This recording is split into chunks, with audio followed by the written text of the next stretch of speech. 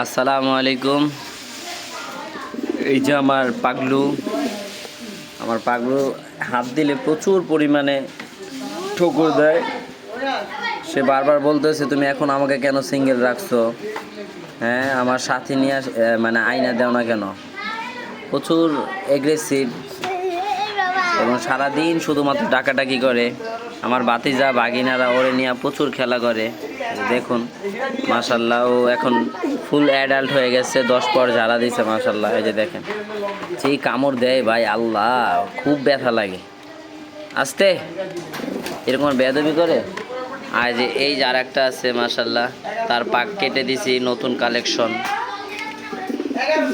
আর সে সারাদিন ভাবলাম যে একটা মাদি আনলে জোড়া দিয়ে দিব। ওইটা 4 পরের বাচ্চা, তো ভাবলাম যে মাদি কিন্তু নর হয়েছে, তো এটার জন্য আর ওইটার জন্য দুইটার জন্যই একটা মাদি নিয়ে এসে দিব ইনশাল্লাহ। আর এখানে আছে আমার এক জোড়া ডিম নিয়ে বসে আছে দেশি। যাই হোক, সবাই আমার কবুতরের জন্য দোয়া করবেন এবং সবসময় জাকারিয়ার শখের